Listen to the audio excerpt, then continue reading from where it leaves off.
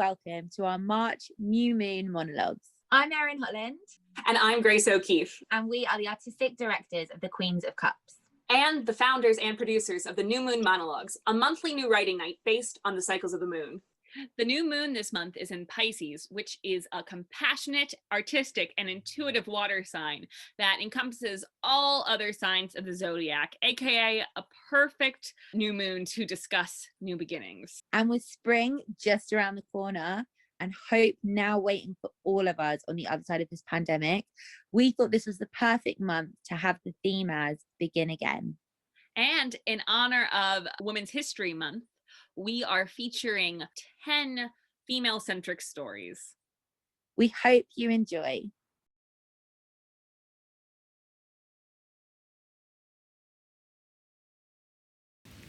January 1st, 2021. We all said hooray, a brand new day, that awful year is done. But now, 3 months on, I'm afraid to say it's not okay, the worst of it's not gone. Everything sucks, but that's okay. We just have to try to make it through another fucking day. It sucks, but it's all swell, 'cause each day that we are living is a day closer to living through this hell. It's fucking hell. We're gonna try to keep it positive, complaining is derivative by now. And despite the mess that's in the press, I've faith the human race will survive somehow. At least for now. Everything sucks, but that's okay. We just have to try to make it through another fucking day. It sucks, but it's all swell, 'cause each day that we are living is a day closer to living through this hell.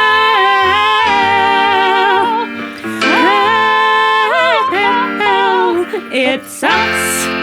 It fucking sucks. It's hell. But each day that we are living is a day closer to living through this hell.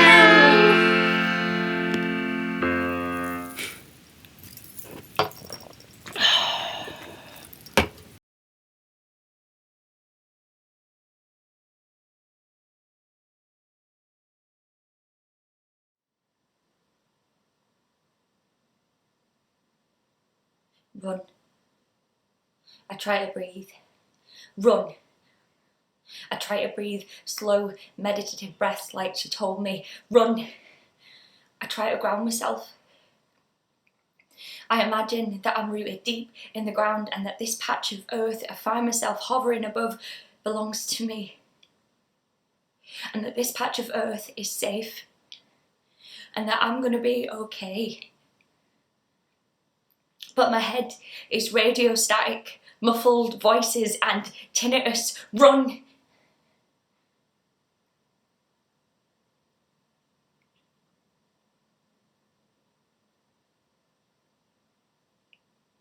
You know that feeling you get when you walk on a broken escalator? You get motion sickness even though you're not moving.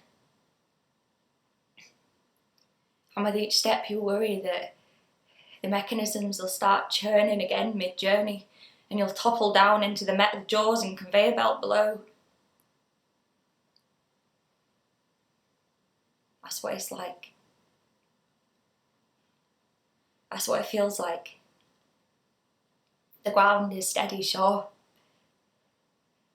but you're motion sick nevertheless.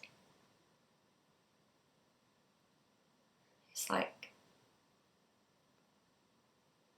cold, uncertain,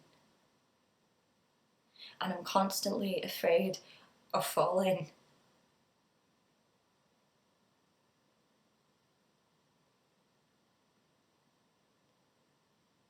A sea of pebbled eyes glint, the weight of their gaze is heavy on my temples.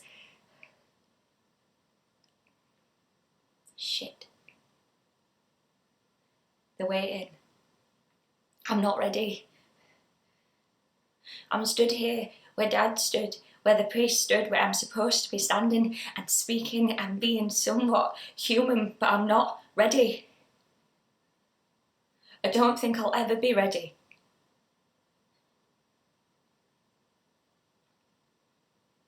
Black figures sit somberly on each pew, like chess, lined up and even. They're a paragraph of people, and it's me that's been given the sentence. Well, we all have, I suppose. Except Josh. He's the only one who hasn't got a clue what's going on. Lucky bastard. The rest of us get to carry around grief like an overstuffed backpack.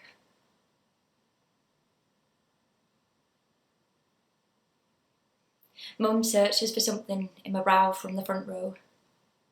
I realise that I'm still not speaking. I want to go back, begin again. This isn't what I planned.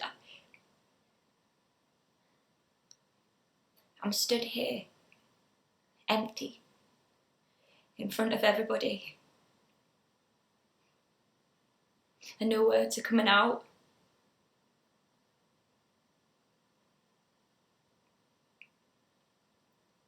It feels like there's a ghost in my throat. Maybe it's Josh. Either way, my lips are sawdust dry and I've got nothing to say, and I just want to run.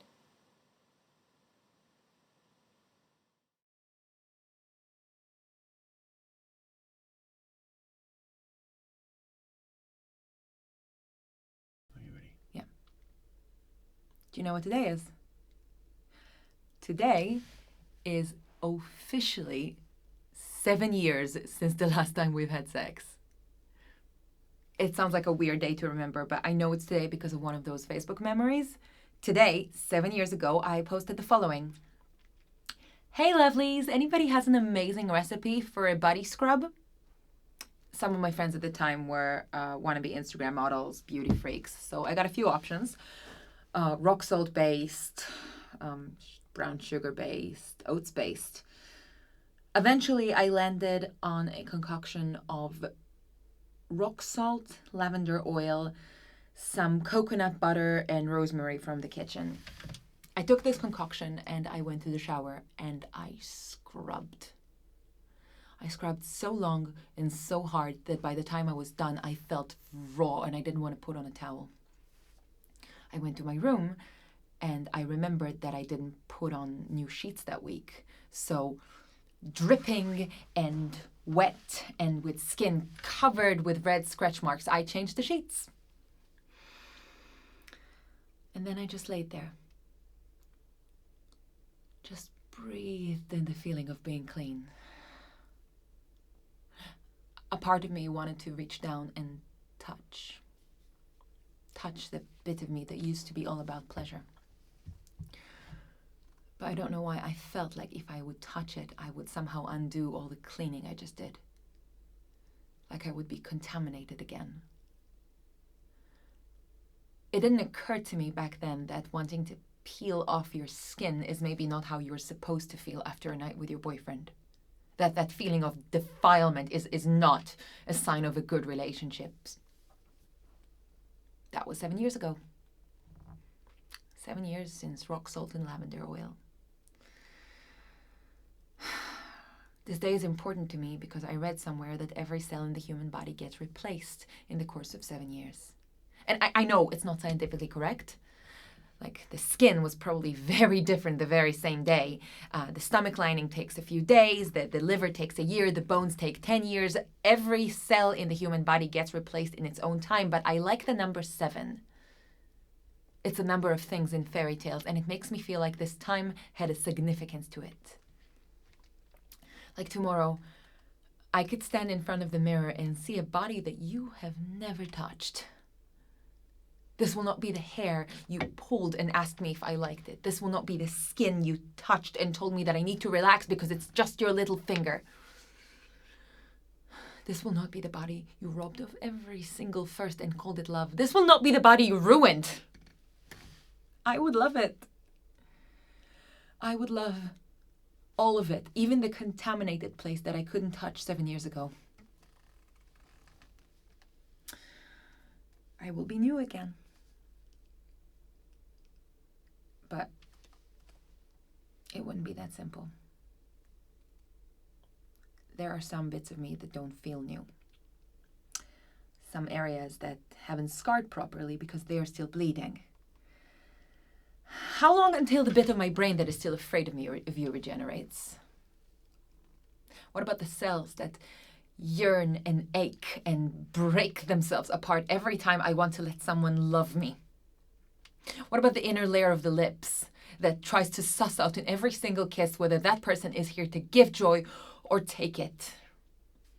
What about the nerve endings that were burned so thoroughly they need to relearn what pleasure is? Pleasure, that's a primal thing.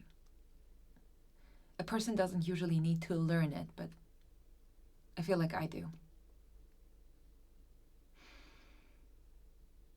Tomorrow, with my new body, I think I want to give it a go.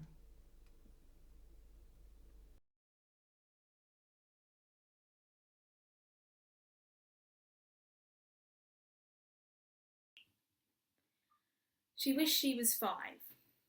Maybe not quite the 5 she had known, but the 5 that others indulge in nostalgia about, with colour and play and wonder, and not a wondering about when next month's rent is going to appear, but a wondering about everything and anything without any fear. And the greatest pain you'll know is Grazed Knees. The only bit of green to be seen for a while is a mile-long home to thrown-out mattresses, used needles, empty cans and empty dreams, which may seem hostile, but to her it was the only thing worthwhile, as meanwhile they were destroying, but she was creating, exploring jungles and volcanoes, fighting pirates and crocodiles. That shitty alleyway was all she needed to make her smile. And it would keep making her smile. At 6, at 7, at 10 and 11, the girl with the hood. But she has Lonsdale trackies because Nikes cost too many pennies. But it's blue, she likes it. And although her dad says, "You my bin look like a hun," she knows when all is said and done he's messing. Because he knows that her Celtic top is practically sewn to her skin, and it would be a sin to take it off. And without it, what has she got? A reputation waiting for her that she steals cigs from the shop, that she scrounges off those who work harder, that she doesn't speak to the father of the one too many kids she's struggling to raise, that she drinks away her days in a drug-fueled haze that is non-stop. And they think that they've uncovered and discovered that because she says mother and brother more like V's than T's, that she doesn't deserve a shot. Too busy embracing their own to throw her a bone because her T's are not quite there. In matter, in chatter, in letter, in sweater, they think they're better than someone who says water. It's like they forget she's someone's fucking daughter. Teenage years occur with less of a warning than she'd hoped for, but she's still one of the good ones who cares a fuck ton.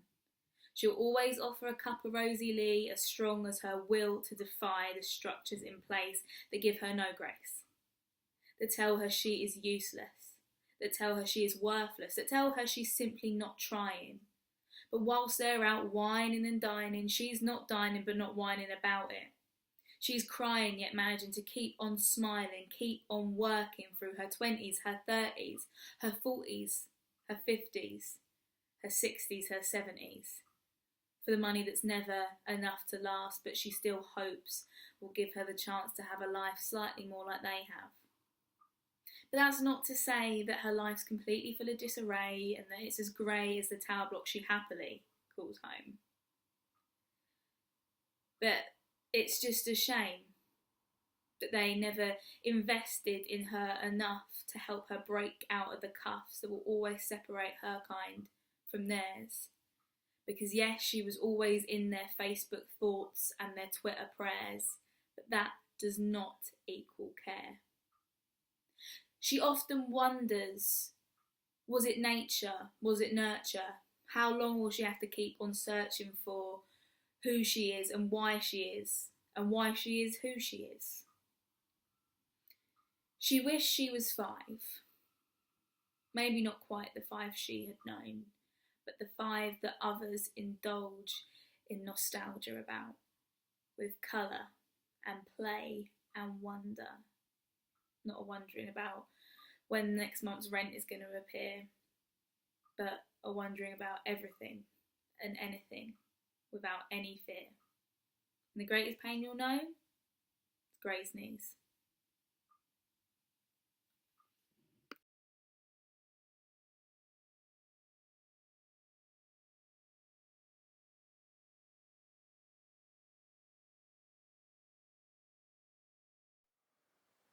Take this and go, and don't come back. My grandfather pushed a wad of wilted banknotes into my mother's hand, squeezed her shaking fingers. Don't tell your mother. Don't tell your father. And don't forget us, said her mother. Another furtive hand clasp, another wrinkled tenor, saved somewhere secret for who knows what, for who knows how long. And so, my mother and I left Ireland together in 1973, the autumn before I was born. She, under a cloud, I, under her Afghan coat, under her homemade tie-dye t-shirt, under her skin. An accident, a 9-week blob of blame, 100,000 times unwelcome. Somewhere between Rosslare and Euston, she changed her mind. She never told me why. Head down, she dodged the waiting cousin in the crowd and went her own way. Her bed in the home stayed empty, and a good Catholic couple somewhere were disappointed. In Tottenham, in a bedsit, in a panic, she rang the number on a leaflet she'd found in a community cafe, but by then there was no going back. We were Londoners, alone together, starting from nothing. She spiked her hair and danced to the radio, me in her arms, and drew a keyboard on the kitchen table edge in biro, and played Madness and Mozart and taught me the mooncoin jig, my fingers on hers as she played. We had a tricolor fridge magnet, a Doors of Dublin poster, and a Queen Maeve on a punt tucked behind the clock, long after Euros. Every December we glitter glued a Christmas card, and she'd spend an evening filling it with words, slowly, ending always in a foreign language, Noleg Shona. A dusting of glitter on her fingertips, like fairy dust far from home, as she wrote the address she knew by heart. I had 2 accents, home and school. They fought for a while, but school was tough and won in the end. Ireland was over the water, a green and bear-shaped country on TV every night where wars and peace began again and again, where actors spoke the people's lines and the weather had no shapes. Just once, I remember, she took me into a church. She never told me why. Looking back, I think her own mum may have died. The bleeding, naked, tortured Christ scared me to tears. Mum, about to light a candle, coins ready in her hand, saw me crying and hugged me out into the daylight again. There's no going back, she said, and bought us chips instead. And suddenly it seemed I was grown and she was, oh, so ill. And I wasn't grown enough. You never are. Somewhere between pain and oblivion, she begged me, take me home. They threw you out, I said. No. Her paper-thin hand held mine. They saved me. And saved you from the sisters of murder and a sewer for a grave. Not an end. A beginning. Now approaching Dublin, unsure if this is a beginning or an end, clutching my foreign passport, a smiling steward asks, first time in Ireland? An ancient anger stirs the ashes in my backpack, and I answer for us both. No, going back.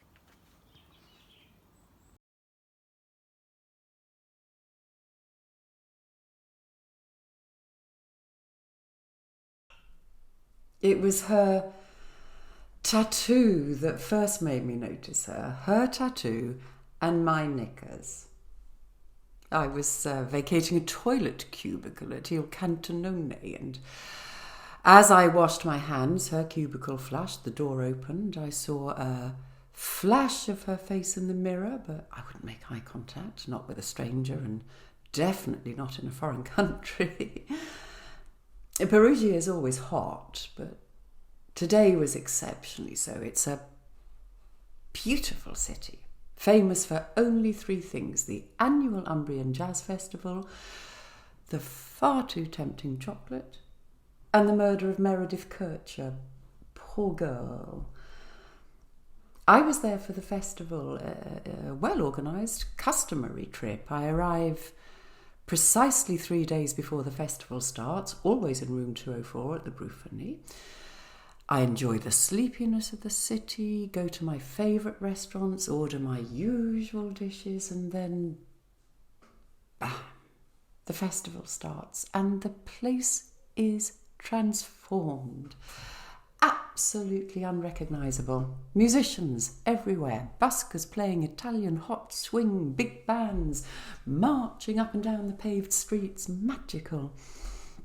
I've been every year since Graham passed away. This was my 12th. I booked my room for the following year directly with the hotel as I leave, as it should be. Graham had a tattoo too. Maybe that's what made me notice. I was washing my hands when suddenly her hand was on my arm, actually touching me, and I saw it, a tattoo, a word, Amissa, on her wrist. Now, I know my Latin. I was top of the class, actually. Amissa, lost, a cry for help, I wondered. But I got no further because, well, frankly, I almost died of mortification there and then. I'd tucked my skirt into my knickers. Now, obviously, the correct thing for her to have done would have been to very quietly say something along the lines of, "I'm awfully sorry, but you seem to have..." and then made a slight gesture towards the offending region to allow the rest to remain unsaid, and then you'd both leave and never mention it again. But the next thing I know, this woman, this lost child, this Amissa, is reaching behind me and freeing the felonious garment herself. I could feel her fingers brush the bare skin of my left buttock and the top of my thigh, and as quickly as it happened, she was gone, my skirt was liberated, and I burst into tears. I came into Il Cantonone for the next few nights. It wasn't until the 4th that she wandered in and swung her backpack down on an Italian man's table. I called her Amissa. She was young, 20 or 30 maybe. I seem to have lost the ability to judge people's ages. There was a time when everyone was older than me, when I was surrounded by people and then suddenly they weren't there anymore, and somehow at that moment everyone's age blurred into vague categories like young or old enough to know better. This Italian chap had his hands all over her, his arm hanging round her shoulder with his fingers dangling precariously close to her left breast. I could tell at once he wasn't right for her. I watched them. I thought maybe they were arguing. That night, I followed her back to her hostel for her own protection. She was young, far too young, and he wasn't to be trusted. Meredith had only been young once, so Amissa needed me. Graham had always wanted to come to Italy. When we accepted that we couldn't have children, we spoke about touring the world. We got as far as Wiltshire before his illness, and then, before I knew it, he was gone. On my first trip to Italy, just 2 months after I lost him. I stumbled across the Umbrian Jazz Festival. Absolute happy accident. I never even knew that I liked jazz. The next morning, I took my regular stroll in the day's fresh sun. I took a different route than usual, and as chance would have it, my walk took me by her hostel just as she was heading out. She carried her backpack through miles of tiny, dusty alleys of yellow stone that day, some so narrow I could touch both sides at once with barely outstretched arms, and over the next 7 days I seemed to come across her wherever I went, quite by chance, of course. Astonishing, really, though I suppose Perugia is quite small.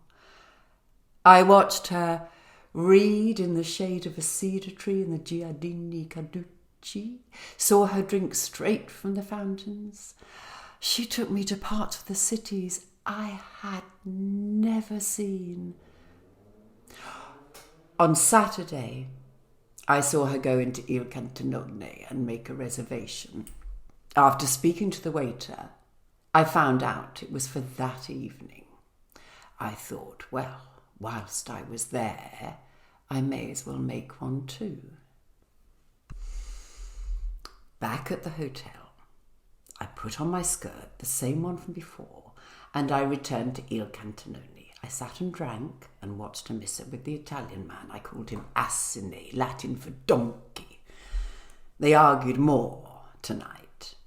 I waited and I waited, and finally she made her way to the toilet. I followed, not too quickly as to look deliberate. She was still in her cubicle, so I went into the one next door, stood for a few seconds, flushed, and then carefully tucked my skirt up into my knickers. And then I stood by the sink and waited. I was thinking of her hand on my arm and her fingers on my thigh, a moment of connection, but then something wasn't right. An errant breeze on the back of my neck. I pushed lightly at her cubicle door and it swung open, and there behind it an open window. She was gone. For 2 days I stood outside her hostel hoping to see her. At first I worried she'd been murdered too. I bought the papers, asked the receptionist at the hotel to translate them, but she wasn't to be found in any of the pages. I walked back through the streets that I'd spent the last week patrolling, retraced her footsteps, sat beneath the cedar tree in Giardini Carducci, all the time the same word bouncing around my head. Amissa, Amissa, Amissa, Amissa, Amissa, Amissa, Amissa, I miss her. I miss her. I miss her.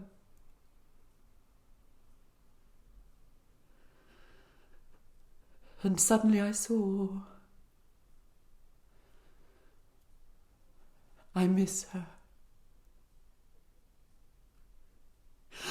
I miss anyone. This incident with a girl I didn't even know was the first tenderness, the first deeply human connection I'd had with anyone in 12 years. When Graham died, I needed to be alone, by myself. And then I suppose over the years, I forgot how to stop being alone.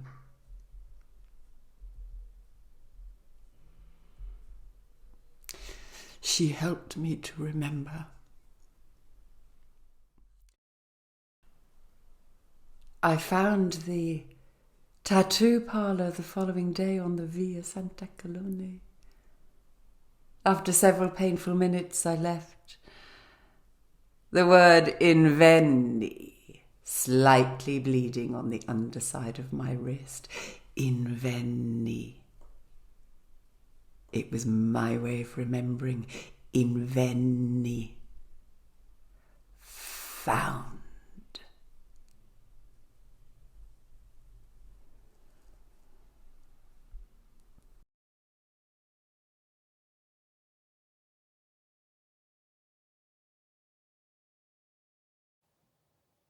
She seems much better now that I'm 2 months gone. I was gone much earlier, of course, so there's no need to mourn. The deep canyons that lined my face when I smiled have been replaced by softened dimples, much like those that she recalls from years ago. She liked my cragginess, I think, but she prefers these on the whole. She doesn't care for chocolate biscuits now. Neither of us saw that coming. But chocolate and biscuits still draw a crowd, so really, well, I mean, only so much changes. Her tastes are more egalitarian when it comes to getting off. Men whom she probably would have dismissed. Well, now they are such stuff as dreams are made on, toned and buff. Even those not so well blessed incur her love, wiry and lean. Even old pictures of me. This isn't how she thought we'd be. Sometimes she cannot bear to see my face, denial barbs and all. That posturing, hot-headed fool, she masks me from the world at large, obliterates my name. But every now and then she'll pause and think, I would, then buries me again. What wouldn't I give to be buried within her breast instead? Those tender buds herald of that which I can't rightly share. But I don't care. I'm quite aware, when all is done and said, that I am always, always there. And ever have I been. Just as she once was locked in me and now must be set free. All this I think, and truly know. Now I am 2 months dead.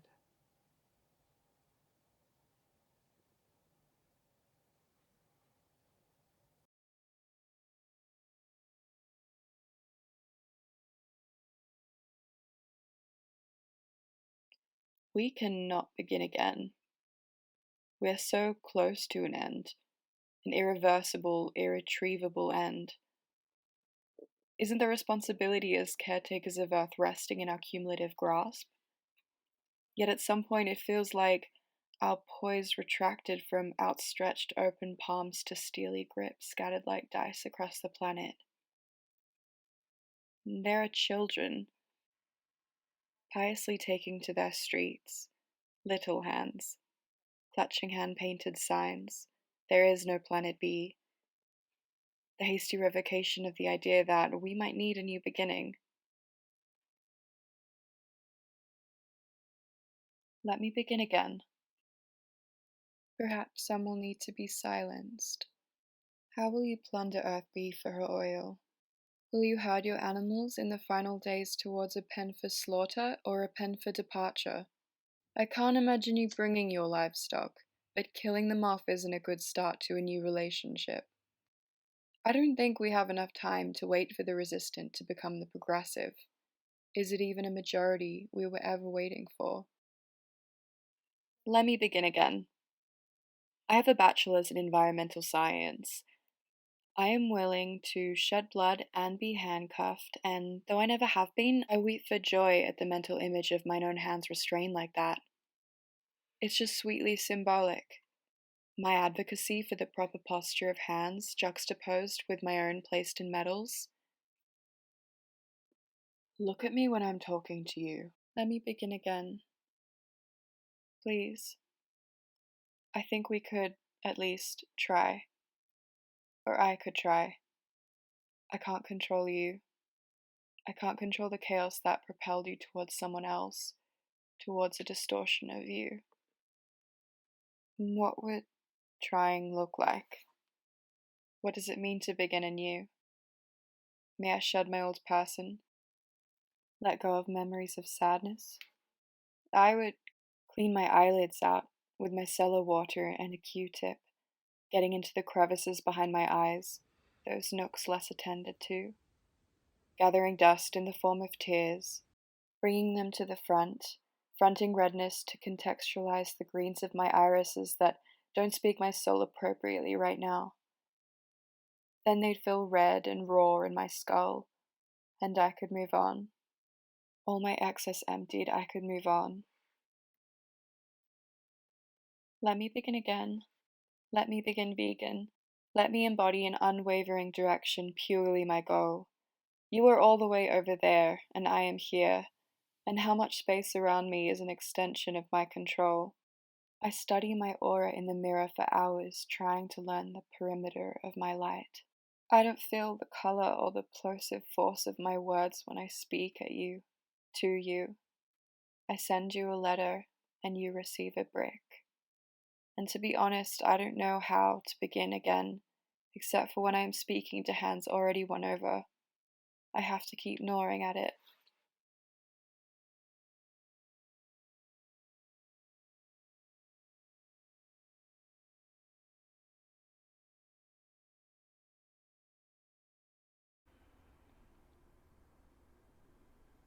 Crawling out of our cages towards the end of what will feel like an age. Will we be joyous and thrilled, or will the long winter we faced have taken its place deep within our souls? Have you learnt a new skill? Something that will always remind you of the last year and your future? Or have you submitted yourself to your nest, never looking your best, and wondered how many hours is too many hours to commit to rest? Do you feel like that past year has flown? Or do you feel like you've had the chance to watch yourself grow slowly? Are you excited for what is yet to come? All the regular things that you've lost and haven't done? Or are you scared to rejoin a life that always moved too fast for you? Maybe you're happiest at home, without any outside threat, sitting down, sitting in, but living without any regret. With the world the way it was, there wasn't any time to make normal mistakes. Only time to take breaks away from what you've always done. And have you had fun? Or have you lost your enthusiasm over the endless days that cascaded into our lives without renegade? You know what I think? Yes, nobody asked, but I'd like to share, because the last few months have been anything but fair. I think at times you've rejoiced in your free time, smiled at the sky and sang while the weather passed you by. But I think there have been days when it all felt so strange that you've wanted to scream and shout and walk about in a frustrated rage. I'm sure that you've screamed, that you've cried, that you've laughed, and you've lied. You've probably shouted and pouted and stopped breathing and kept breathing, because while your world was put on hold, you have continued to grow. And whether you like it or not, you've gotten that little bit older.